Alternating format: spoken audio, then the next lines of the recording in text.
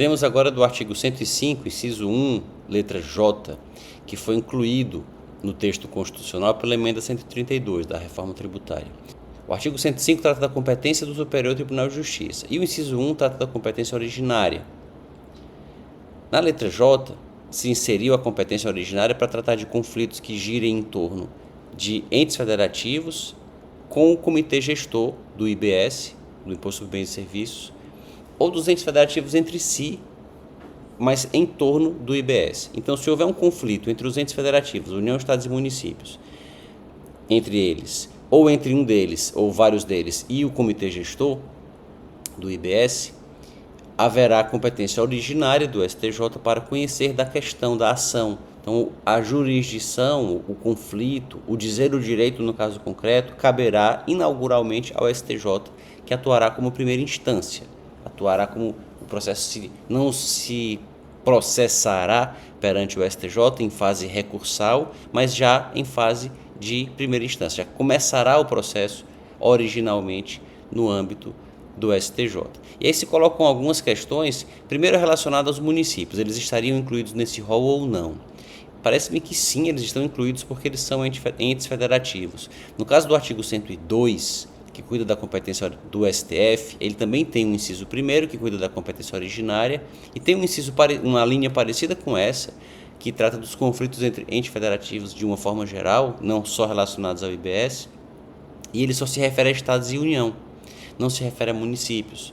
Então, por expressa disposição textual, se excluem os municípios. Neste caso, não, se fala apenas de entes federativos, e os municípios são também competentes para instituir o ISS.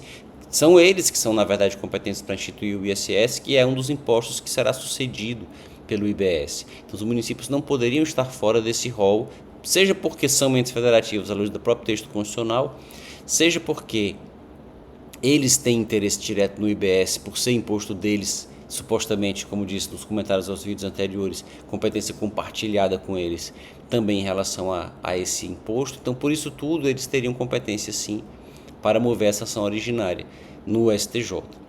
E aí se diminui o âmbito de incidência do artigo 102, que já tinha, como disse, esse inciso 1 com a linha que tratava da competência originária do STF para julgar conflitos entre entes federativos. Se esses conflitos disserem respeito ao IBS, sejam eles entre entes federativos que já estariam abarcados pelo 102, entre estados e a União. Então, esses conflitos, se não existisse o artigo 105, um conflito entre o Estado e a União, um conflito entre um Estado com outro Estado, já seria de competência do STF, originária. Mas por conta desse inciso e dessa linha que se colocou no inciso do artigo 105, se o conflito disser respeito ao IBS, se incluem os municípios também no rol, se inclui o comitê gestor também no rol, e esse conflito passa a ser de competência do STJ. E se nós tivermos que seguir a jurisprudência do STF sobre o seu inciso correspondente, nós diríamos que essa ação não pode ser movida pelo contribuinte, só pelos entes federativos. E isso suscita um pouco de questionamento no caso da ação de consignação em pagamento. Quando mais de um ente está cobrando o mesmo tributo, se pode mover uma ação para que se declare o direito de pagar apenas a um deles. E essa ação de consignação em pagamento é um assunto que é tratado no meu livro de processo tributário.